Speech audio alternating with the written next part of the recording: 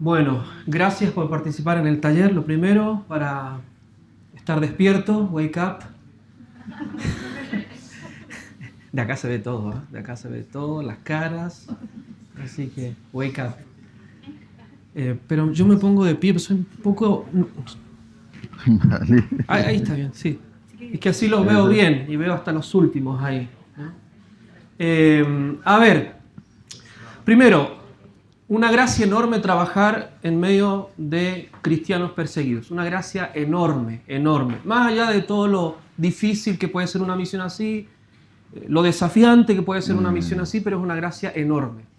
Es decir, vivir con personas como ustedes que en un momento determinado Dios, por unas circunstancias misteriosas, los puso ahí, los tocó, respondieron a la gracia y comienzan a vivir de un modo absolutamente esplendoroso, que da fuerza a cada uno de los que estamos aquí. Al misionero en primer lugar, porque uno los ve, pero a todos nosotros. Y por eso es que está bueno hablar del ejemplo de cristianos perseguidos en todo el mundo, en muchos países del mundo. Mientras que hablábamos de esto, yo pensaba en esto que es el wake up, el despierta de la iglesia perseguida. La pregunta sería, bueno, pero ¿no estarán exagerando? ¿No estaremos exagerando esto? Hay iglesia perseguidos, estamos en el 2024 y podemos decir que hay cristianos perseguidos efectivamente. Esto parece realmente de película, pero sí, la respuesta es evidente, sí. Hay cristianos perseguidos con persecución violenta física y hay cristianos perseguidos con persecución no violenta y no física, pero persecución del mismo modo. Yo creo que ahí se une la gracia de conocer a hermanos nuestros, como el testimonio que da el Padre, que viven su fe en esas circunstancias. Por lo tanto, una gracia enorme. En mi primera parroquia, después de ser cura, al mes de ser cura, la primera parroquia que asumí fue la de la Franja de Gaza. Imagínense, llegar ahí, la primera parroquia, ¿qué es lo que está sucediendo hoy en día? Cuando alguien me pregunta cómo ha sido la experiencia en Medio Oriente todos estos años, yo creo que yo lo he pasado bomba, ¿no? Realmente ha sido espectacular, pero todo el tiempo ha sido así. Todo el tiempo ha sido así. Es un momento en una ciudad, en otra ciudad, con una comunidad, con otra comunidad. Es decir, la tensión es constante, por lo tanto, la atención debe ser constante. Y eso yo lo he visto en los cristianos. Porque la precariedad, o sea, la falta de medios, la falta de circunstancias, te deja un poco más atento a las oportunidades. Cuando estás cómodo, lleno, ¿no? Cuando estás bien, no quiere decir que no hay que estar bien, ¿no? Pero cuando uno está demasiado cómodo, se nos olvida cómo tenemos que vivir las exigencias de nuestra fe. Y sobre todo, pensaba en esto de la fe en la Eucaristía, que es el encuentro que tenemos hoy. Yo creo que hay dos problemas. Dentro de muchos problemas, yo creo que hay dos problemas que el testimonio de los cristianos nos puede ayudar. Primero, todos nosotros somos hijos de esta época, más o menos, en la medida en que uno ha dejado permearse, conformarse, configurarse con la mentalidad de este mundo, como dice San Pablo. Por lo tanto, como estamos en la época de post-verdad, o sea, desde vinculación de la verdad, separación de que hay una verdad, todo es doxa, todo es opinología, todas las opiniones son lo mismo, todas las religiones son lo mismo, todas las iglesias son lo mismo y no son lo mismo. Por lo tanto, en época de post-verdad, de postmodernismo, en época de confusión, ¿cómo se puede creer en la Eucaristía? Digo en cuanto a contenido. ¿Cómo se puede creer que Cristo está presente en la Eucaristía? Si todo lo ponemos en duda. Todo, absolutamente todo. El hecho de que ustedes estén participando en una Santa Misa, o que nuestros hermanos cristianos estén en una Santa Misa, o quieran ir a una Santa Misa, es porque ponen su acto de fe en el contenido de lo que está allí, que en la Eucaristía es Cristo.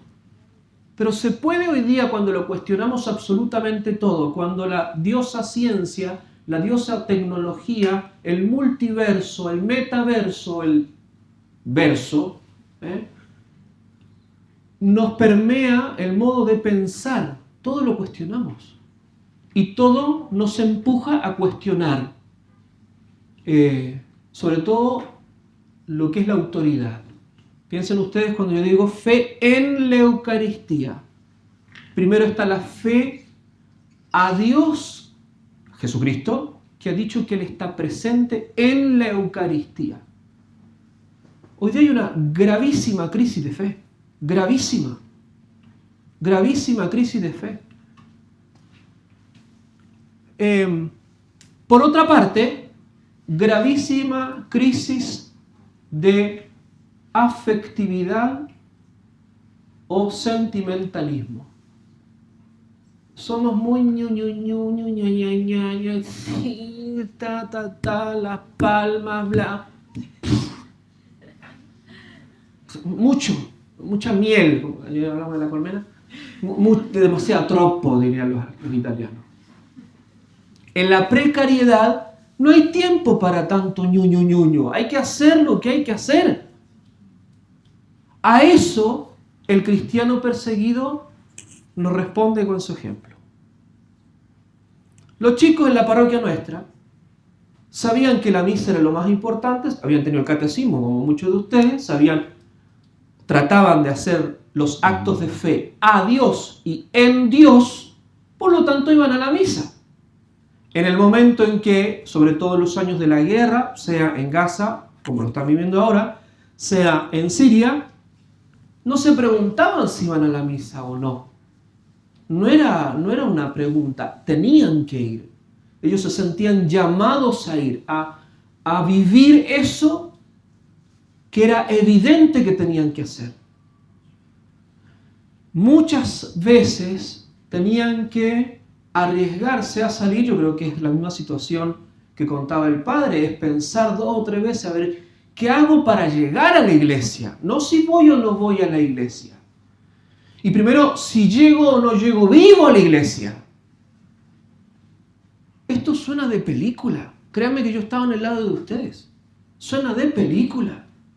O sea, ¿cómo alguien va a morirse en el camino para la misa? Sí, acá en un accidente uno se puede morir y uno no llega a la misa, evidente. Allá las probabilidades son muy altas por la persecución, la eliminación sistemática a los cristianos, no solamente en Siria, en muchos lugares del mundo. El cristiano perseguido o el cristiano que es confesor de fe, lo primero, te pone delante la obligación, lo que tienes que hacer. La obligación no es una palabra mala, no es caca. La obligación es algo que uno está llamado a hacer porque sabe que es bueno hacerlo. Unirse a Jesucristo en la Eucaristía es bueno, es Dios. No siempre es fácil, no siempre uno está dispuesto, pero el cristiano entonces te ayuda a poner las cosas en su lugar. Segundo, recuerdo cómo muchos de ellos iban a prepararse para participar en la Eucaristía, no solamente a celebrar la Eucaristía. ¿Qué significa prepararse? Se iban a confesar, iban a hacer una buena confesión, examen de conciencia, 1, 2, 3, 4, acto de contrición final, voy a donde el cura y le digo 1, 2, 3, 4, esto hice, sin tanta vuelta y circunstancias, no hay tiempo, no había tiempo para eso. Éramos un solo cura para muchos fieles en una circunstancia donde de fondo teníamos esto que quizás se está viendo acá. O más imágenes. O sea, constantemente eso. No se podía perder el tiempo y los cristianos lo sabían. Recuerden un momento de mucha violencia, de mucha persecución, en donde había que celebrar la misa en la catedral, en una de las capillas de la catedral que tenía un gran ventanal de fondo. Entonces estaba el altar El cura estaba celebrando la misa con los brazos en alto, el ventanal estaba detrás, se veían los barrios de los cristianos, porque están separados entre cristianos y musulmanes, juntos pero no revueltos. Y entonces cuando el cristiano se ponía católico, estoy diciendo yo era un rito católico, venía a participar en la Santa Misa, mientras que el sacerdote elevaba las manos, muchas veces sucedió que de fondo estaban los bombardeos a las zonas de los cristianos.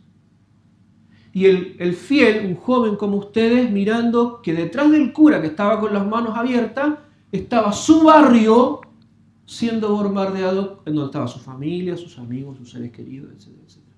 ¿Se movían? No se movían. Seguían impertérritos ahí arrodillados muchas veces rezando. La responsabilidad caía ya en el cura. Muchas veces en la misa me pregunté, capaz que era una distracción, no sé. Muchas veces me pregunté, ¿sigo o no sigo celebrando la misa ahora en este minuto? Manos en alto, obviamente para los curas, lo que saben, plegaria 2, es la más corta, ¿no? Manos levantadas, y pensando, ¿sigo o no sigo? ¿Sigo celebrando la misa o no? ¿Qué hago? Bueno, le volví a mirar las caras a los jóvenes estaban en otra. Estaban con Dios ahí unidos, pensando en la Eucaristía, pensando que al final de las palabras de la consagración iban a recibir a Jesucristo y Jesucristo estaba realmente presente en ellos. Ellos respondían, ellos me enseñaron, que los que han escuchado el testimonio saben, yo aprendí a ser cura en Siria, con ellos. Por eso es que el testimonio de los cristianos es tan potente para todos nosotros hoy. Hoy, en esta jornada. Yo he escuchado muchas veces que se ha repetido, ¿no? Y tiene cierta verdad, ¿no? Que esperar que Dios mueva los corazones. Es que Dios ya lo hace, el problema no es Dios. ¿Qué? El problema no, Dios no es un viejito que está sentado sin hacer nada, amigo gaga. Dios es activo, es Dios, es acto puro. El problema somos nosotros. Bueno, los cristianos te wake up, te despiertan. Te despiertan. Última cosa para no aburrirlos. Pero todo esto se vivía con alegría. Se vivía con alegría. Tampoco hay tiempo para amargarse, ¿no? Los viernes normalmente se iba a la parroquia, Sagrado Corazón, claro, en vos confío, ¿cómo no? Y el Sagrado Corazón estaba ahí presente en la Eucaristía. Se rezaba la Santa Misa, confesión primero, a veces dirección espiritual. Santa Misa del Sagrado Corazón, solemnísima, los muchachos, sobre todo los muchachos. La iglesia de Medio Oriente es más bien de varones. Hay esa presencia viril del varón ahí que reza. Muchos de los muchachos hacían de monaguillos, muy solemnes, con el incienso, todo, mientras de fondo, con el nerviosismo, si terminábamos o no la misa, pero se hacía todo espectacular. Era una capilla chiquita, no piensen que era la catedral de acá, era un lugar chiquito como esto. Se hacía eso, y luego se hacía al final normalmente la renovación de la consagración al Sagrado Corazón de Jesús, conferencia que acaban de escuchar. El corazón de Cristo reinará, sí o sí, no hay duda. Dios se ríe de los necios. Y después, fútbol, claro, porque en Medio Oriente será fútbol, ¿no? Está el Madrid, Barcelona, ¿no? Todos andan con su camiseta, ¿no? No sé de qué serán ustedes, pero al menos esas eran las dos más. París, a lo mejor, Saint-Germain, alguno que otro. Se jugaba fútbol. Chicos y chicas, porque las chicas también, como querían hacer lo mismo que los varones, entonces, bueno, también las chicas jugaban fútbol. Equipos de un lado 22 y del otro lado 25, claro, porque había que hacer un solo partido de fútbol, no había tiempo para hacer más partidos de fútbol. Día viernes se supone que es el día de la oración de las mezquitas, donde después de la oración ellos salen más pacíficos. Era el día más terrible que teníamos, de más persecución. Islam es un imperativo. Islam, te someto, es un imperativo, la palabra significa. Salíamos de ahí, entonces íbamos a jugar fútbol y muchas veces comenzaban los bombardeos, las amenazas, muy crudo, muy duro, se detenía un poquito el fútbol, pasaba todo el ruido y todo lo demás, nos levantábamos otra vez. ¿A cuánto vamos el partido? 2-4. Ok, y seguíamos. O sea, el joven que vivía su vida de fe, también era un joven alegre, entusiasta. No era uno llorón, víctima, como el snowflakes de nuestro mundo occidental. No era cristalito. Era un chico hecho y derecho, chico y chica, ¿no? Un joven hecho y derecho, pero alegre. Y esa alegría ciertamente venía de su vida de fe bien vivida, con todos los altos y bajos que ustedes comprenderán que tendrá nuestra vida. Pero era una vida de fe bien vivida. Trataban de vivir bien, con todo lo que les he dicho y mucho más. Eran los primeros que ayudaban, por eso me acordé, lo de la caridad del Padre, de Caritas. Eran los primeros que ayudaban. En un momento de dificultad en Siria, se preparaban comidas para al menos la zona de Alepo, una zona muy importante, una ciudad muy importante. Se preparaban para comer 12.500 raciones de comidas. 12.500 raciones de comida cada día. ¿Quiénes eran los que cocinaban? Los jóvenes. Los jóvenes. ¿Quiénes eran los que repartían? Los jóvenes. ¿Quiénes eran los que repartían? Los jóvenes, porque conocían a sus familias o conocían las familias de su barrio. Muchos de ellos eran catequistas o jóvenes de la parroquia o scout o de Don Bosco, el oratorio, cuánta hierba había por ahí. Eran ellos. O sea, pasaban del alimento que era la Eucaristía a la caridad que es que Cristo viva en esas almas, en las almas de los otros cristianos, a través de esas ayudas. Por lo tanto, los cristianos perseguidos, los cristianos en general, cuando viven bien, te iluminan. Es difícil vivir con mártires. Te ponen la vara muy alta. Es difícil, pero pucha que es bonito. Es muy bonito. Uno cada vez que piensa en esas cosas como que se reaviva. Entonces para terminar, varias veces nos han dicho ahí, bueno, la lluvia, qué valientes los jóvenes con la lluvia. Un detalle. No seamos dramáticos. Si nos gusta andarnos mojando, andar como vestido como lavadora con el plástico ese. Es un detalle. Bueno, todo eso, vivirlo con la fe, de manera alegre, entusiasta. Si vinieron para vivir bien la unión con Dios, Dios ya tiene todo dispuesto. Dios ya tiene todo listo. Ahora faltan ustedes. So wake up. A uno lo deja un poco sin palabras, la verdad. Ahora de nuevo, el que quiera preguntar algo, estáis muy... Mira, ahí van los primeros. Adelante, valientes.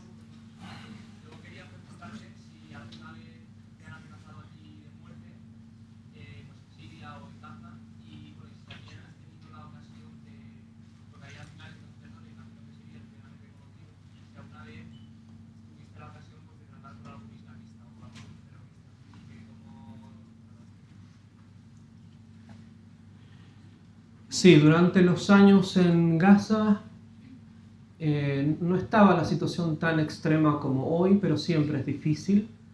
Por lo tanto, siempre uno está bajo la mirada de los grupos, sobre todo en Gaza es el Islam sunita.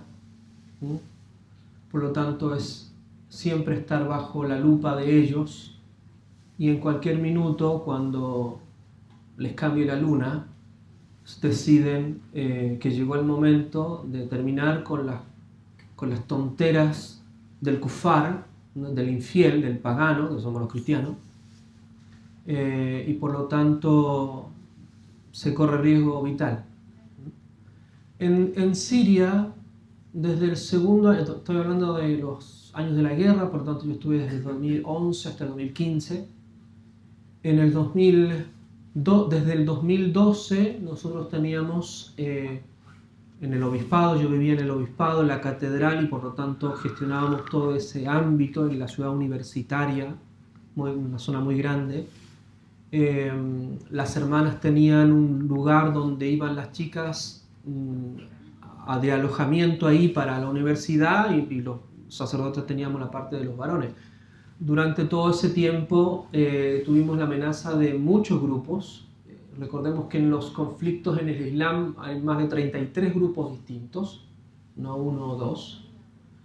Pero los más significativos, por ejemplo, como el padre mencionaba, es Al-Qaeda, ¿no? Al-Qaeda, entonces, el que nos tenía amenazado, nos tuvo amenazado durante 3 años, o de bombardear o de degollar a los estudiantes, ¿no? De cortarle el cuello a los...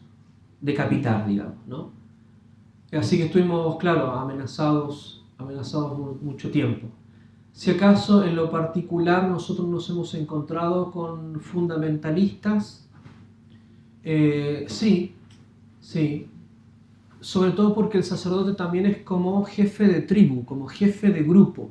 Entonces hay una representación al nivel social, civil, político, no solamente religioso. Entonces uno tiene que tratar con los distintos grupos. No es fácil, hay muchas sutilezas que hay que considerar, y por lo tanto cualquier acción que uno realice inadecuada, el efecto no cae solo sobre el pastor, sino sobre todo contra las ovejas, contra los fieles. Entonces pesa mucho la responsabilidad de los fieles, del grupo al que uno tiene a cargo, ¿no? Pesa mucho.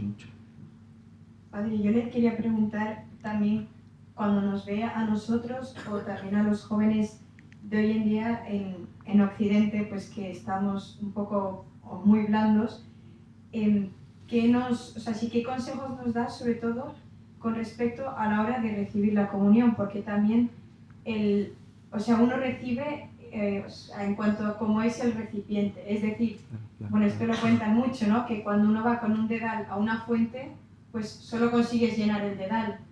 Y si vas con una bañera, pues llenas la bañera. Obviamente, el dedal y la bañera están llenos, pero ¿dónde hay más agua? Pues en la bañera, ¿no? Entonces, pues, y si vas con un camión cisterna, ya ni te digo.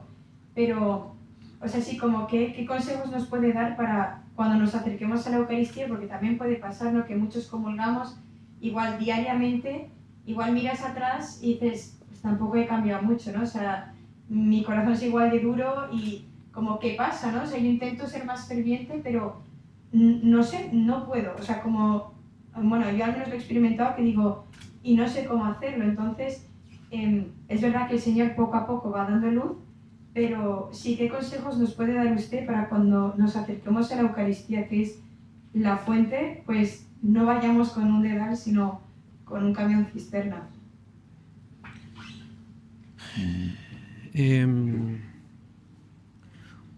Después de casi 10 años en Medio Oriente y nos llamaron nosotros misioneros a volver a Occidente y a trabajar en otras misiones. Yo me dedico al arte, esa es mi misión. Soy como el hippie de la congregación.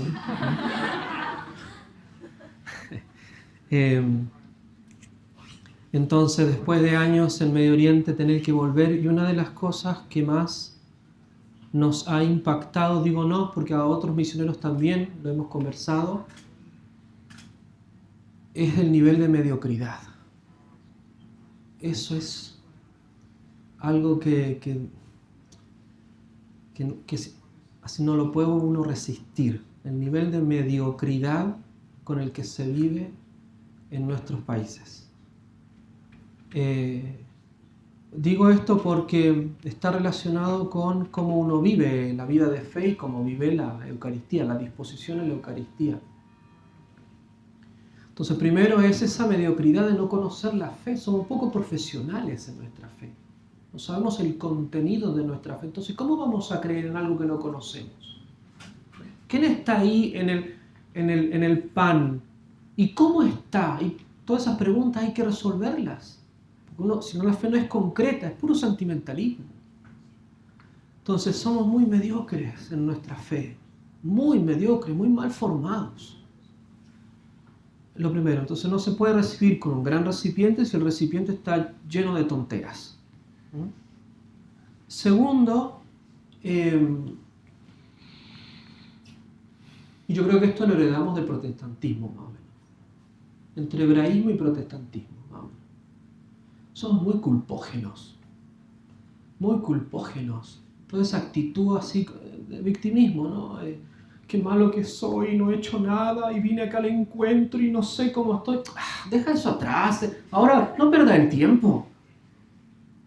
Wake up. Ahora tienes la oportunidad de hacer lo que tienes que hacer y retoma lo que tendrías que haber hecho siempre. ¿No lo hiciste? Bueno, déjate de llorar, sécate las lágrimas, ya está. Métete a la iglesia, confesate bien, recibí bien la Eucaristía, decide tu vocación. Nosotros en Chile decimos, ponte las pilas.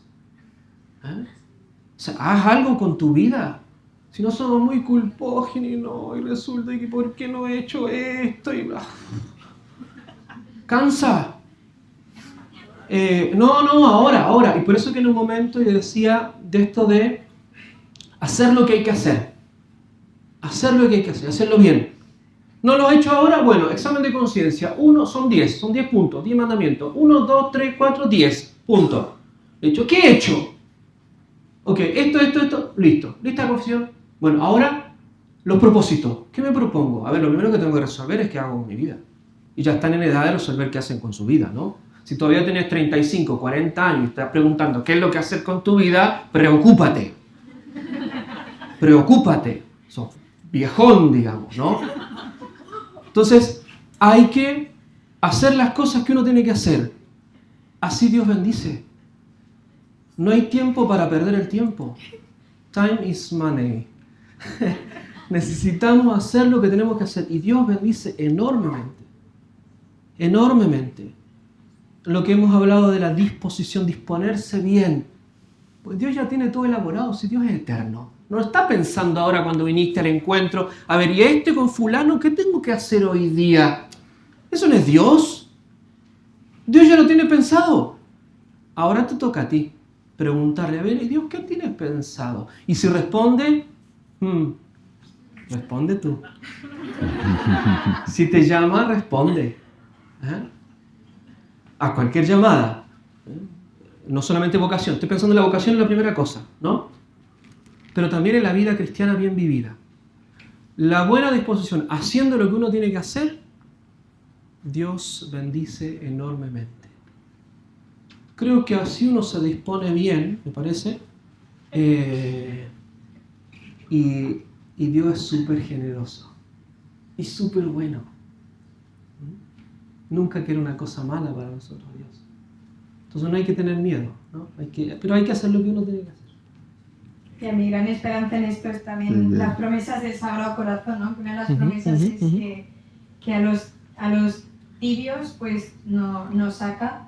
O sea, que teniéndole devoción al Sagrado Corazón, pues que hay esperanza, ¿no? Que uno cuando se da cuenta que está en la tibieza, dices, madre mía, ¿cómo salgo yo ahora de esto? Porque ves que, a mí me pasa que digo, que me ha parecido como un muro, digo, ¿cómo lo hago?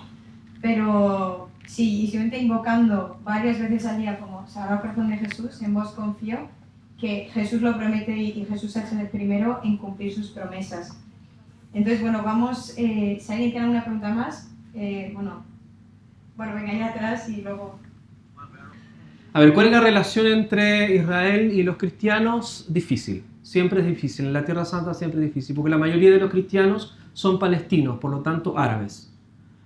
Así que siempre es difícil.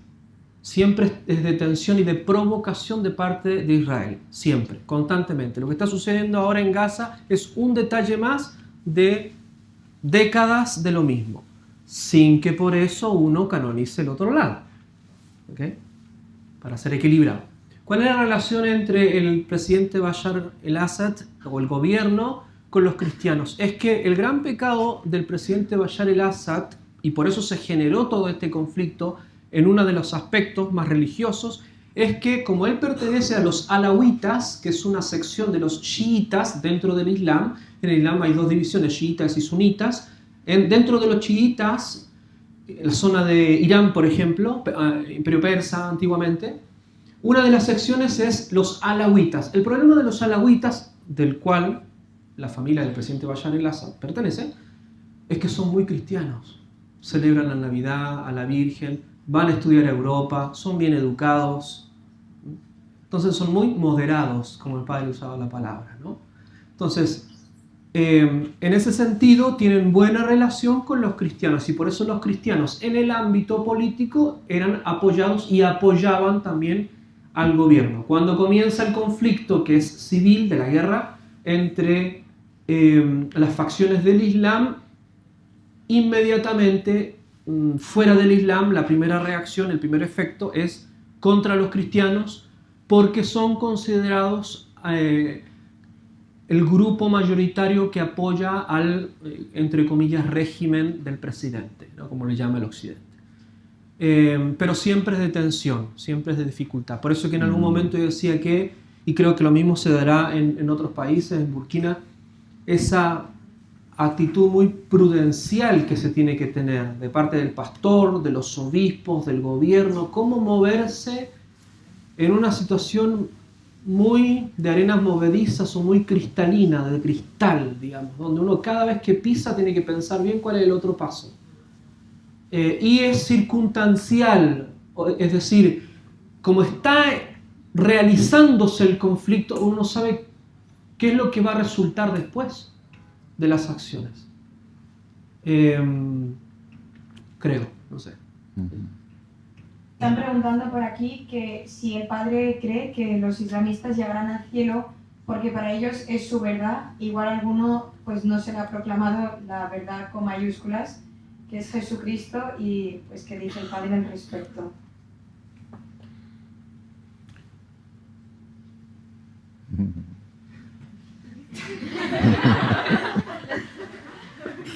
No, tranquila. No, ¿sabes qué? Lo primero es que hay una serie de palabras que nosotros usamos que para el occidente significan una cosa y para el Medio Oriente significan otra. Por ejemplo, se ha usado la palabra fundamentalista, moderado, islamista. Todo eso son para Medio Oriente malas palabras.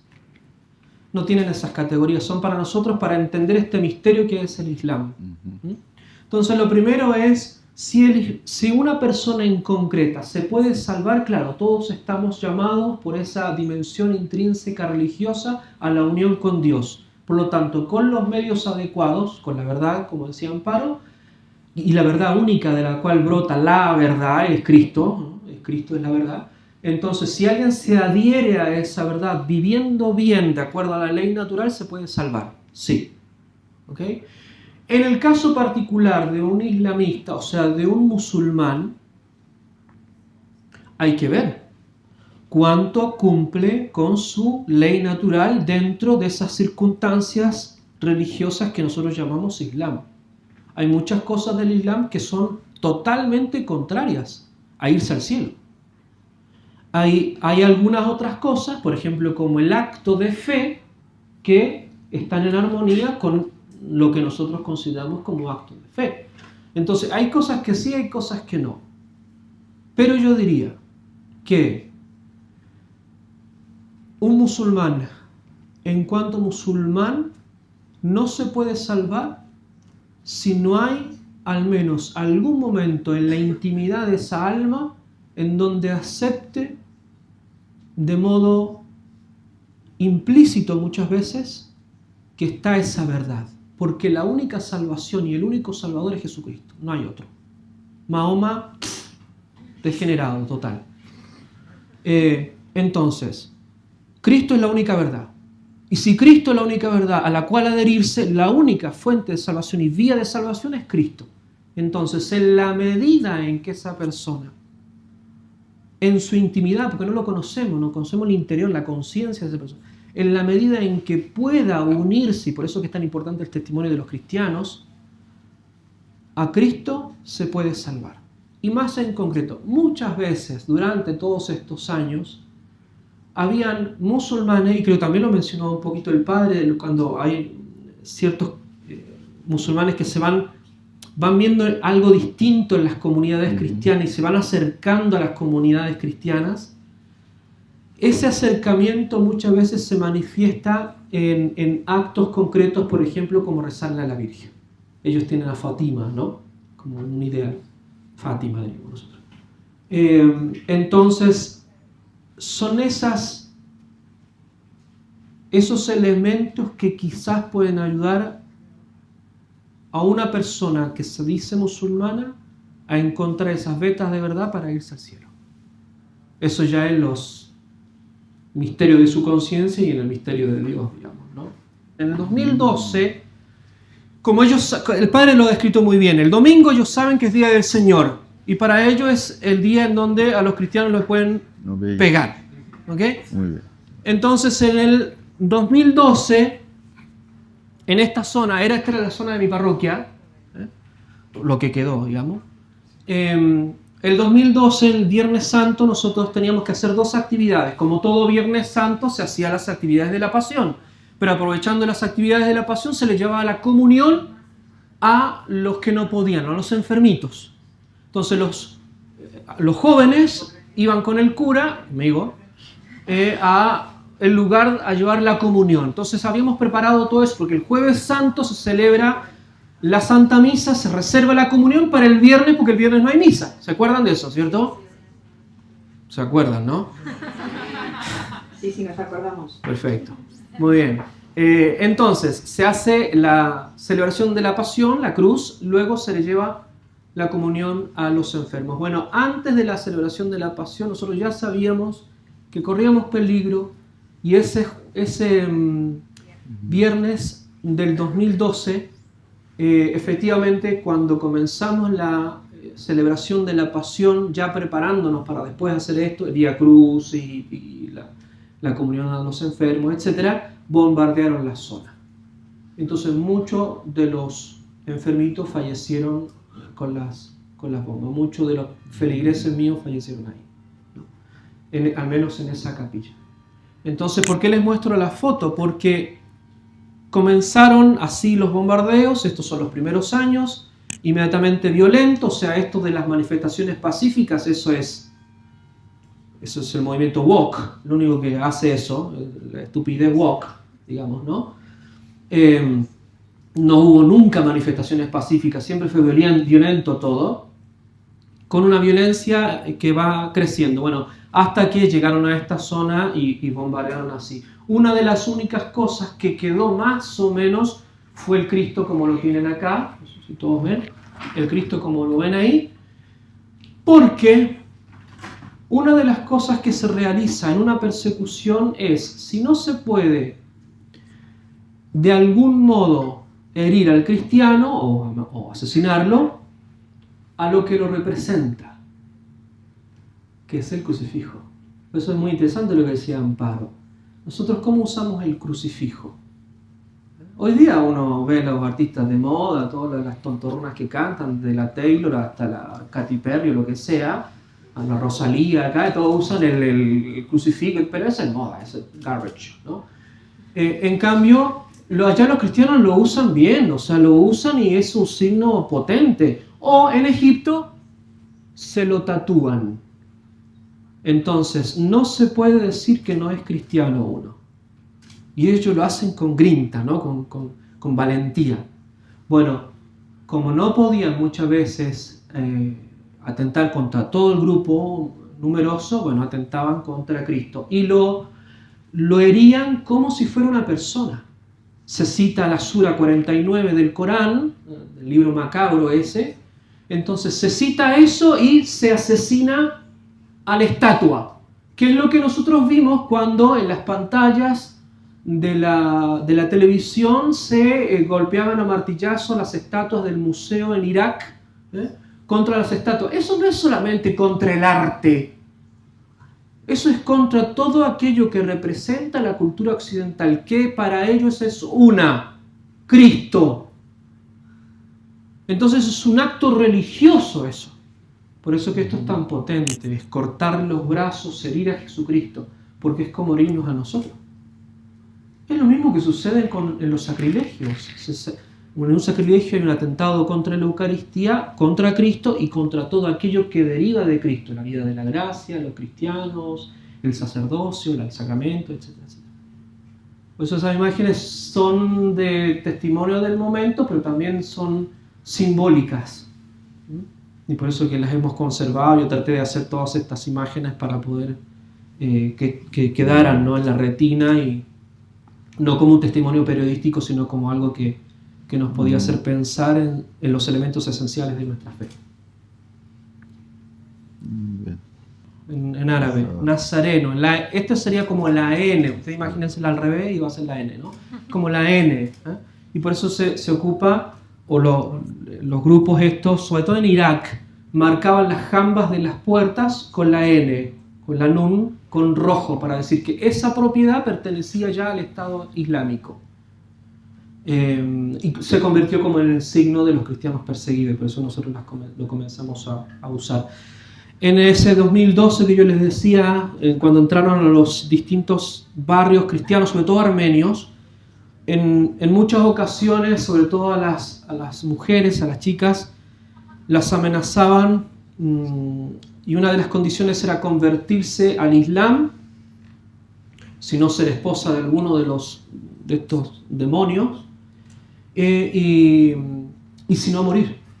Entonces a esta chica la encontraron con una cadenita, como yo he visto que tienen varias de ustedes, por la calle, en ese mal día de 2012, Viernes Santo 2012, y le hicieron esto, si no se convertía y no cumplía con estas otras condiciones, entonces iba a morir ajusticiada. Y efectivamente la chica no se quiso sacar la cruz. Una de las cosas que repetía constantemente era que su corazón era de Jesucristo, que no se podía sacar eso. Es como el anillo de casada, ¿no? Por eso las monjitas llevan anillo. Como ese anillo, esa cruz que era signo de pertenencia a Jesucristo. Y no se la sacó, la golpearon hasta que perdió la conciencia, y después de esta fotografía ya la asesinan. Es una chica universitaria, quizás de la edad de algunos de ustedes. Pues yo casi, como esta es la jornada eucarística y mariana, pues le quería preguntar a los dos, ya un poco para terminar, el papel que tiene la Virgen en su vocación, en su día a día, en la misión especial a la que el Señor pues los está llamando. Pues sí, que se nos puede decir qué papel tiene la Virgen o qué relación tienen ustedes con ella. Vale. Lo estoy mandando al frente. Vale, muchas gracias. Yo diría que la Virgen María es para mí una madre que me cuida, que me ayuda en mi vida sacerdotal. Sin ella, tal vez pienso que no voy a poder imitar un poquito a Jesucristo. Por eso hago todo lo posible para decir el rosario todos los días, pidiendo a la Virgen María la gracia de ser fiel a mis compromisos sacerdotales. Y también siempre la Virgen María nos indica a Jesucristo, como en el Evangelio, hacer todo lo que Él os diga. Por tanto, el rosario está vinculado también con la Eucaristía. Al menos un día a la semana estar ante la Eucaristía, rezando, contemplando, adorando y también terminando con el rosario. Y siempre estoy con la Virgen María, con la medalla milagrosa, siempre ella que me acompaña en mi vida sacerdotal. Es como una madre que acompaña a su hijo.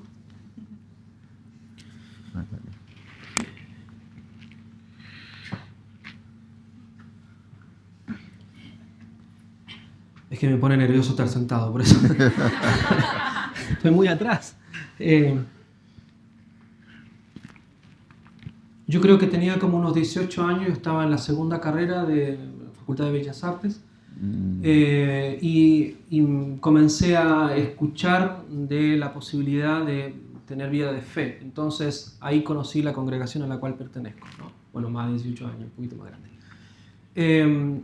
Y resulta que me di cuenta que de camino a la facultad, en uno de los cruces había una iglesia, y en esa iglesia, en la pared de atrás, una hornacina, ¿no?, había una imagen de la Virgen de los Dolores, y que abajo tenía una inscripción, y que yo pasé durante años por ahí, porque había que cruzar la calle por ahí, detenerse, paso de cebra, mirar para los dos lados, bueno, en realidad la calle era de un solo sentido, y después pasar al otro lado. Entonces siempre estaba ahí la imagen con la inscripción, y la inscripción decía, después con los años digo, me puse a mirarla: por cierto que mal haría el que por aquí pasase sin siquiera rezase una Ave María. Pasé muchas veces, hasta que en un momento empecé a pasar por ahí y miraba, ¿rezo o no rezo? No, es que voy atrasado. Primer día, segundo día, pasaron meses, hasta que en un momento dije, no puede ser tan desgraciado, ¿cómo no voy a rezar una Ave María? Por cierto que mal haría el que por aquí pasase sin siquiera rezase una Ave María. ¡Una Ave María! ¡Con una Ave María! Y comencé a rezar el Ave María todos los días. Me detenía ahí, que era arriesgado, porque era joven, digamos, y estaban todos los otros jóvenes, meditaba en la calle, parado ahí, rezando el Ave María con la Virgen, era... Entonces, pero bueno, listo. Lo comencé a hacer. ¿Por qué digo esto? Porque la Virgen yo creo que me enseñó a rezar, es lo primero. Y a través de la oración uno llega a Jesucristo. No hay otro camino. Una buena relación con nuestro Señor. Y eso después se repitió cuando teníamos que dar testimonio en las misiones. Otra de las cosas, la primera era la fe, el acto de fe en la Eucaristía. Lo segundo es el acto de fe público. Público, lo exige nuestra fe. En el credo lo hacemos. Pero en cada uno de los gestos que tenemos que hacer se tiene que ver que somos cristianos. Bueno, el solo hecho de estar ahí rezando en la Virgen, o nosotros en mi caso, en nuestro instituto hace cuarto voto de esclavitud a la Virgen, que se vean los actos, el rosario como bien dice el Padre, o una serie de consagraciones o actos de amor a la Santísima Virgen que van dirigidos a nuestro Señor Jesucristo, en eso también se define nuestra verdadera amistad con nuestro Señor Jesucristo. Entonces, claro que ha tenido mucha importancia la Virgen, poco a poco más y poco a poco entendiendo su rol de eso que decía el Padre, de indicar a Jesucristo, de enseñarme a ver a Jesucristo real y no el que yo pienso que es Jesucristo. No, ¿quién es? El que es, el que ella vio, el que ella tuvo. Y sin lugar a duda, a través del rosario, del rezo del Santo Rosario, es el camino óptimo, digamos, para realizarlo. Tenéis la gracia de poder participar en la Eucaristía, en cada momento rezar en paz. Hay que aprovechar mucho y muchísimo. La iglesia hay que defenderla. Si no, habrá terrorismo aquí. Sois jóvenes, hay que comprometerse en la vida de la iglesia. Si en África, por ejemplo, decimos que las misas, celebraciones son dinámicas, es también por compromiso de los jóvenes en el coro y también con las lecturas en la iglesia. Entonces hay que comprometerse y siempre tener confianza en Dios. Dios existe y Dios nos salva siempre. Tener tiempo para la adoración eucarística, estar en comunión con Dios. A veces los nervios es porque no tenemos tiempo para estar con Dios. Si no tenemos nada que decirle, Él tiene siempre algo que decirnos. Nunca perder la fe. Tener fe, defender a la iglesia, confiar siempre en Dios y hacer siempre el bien. Que Dios os bendiga.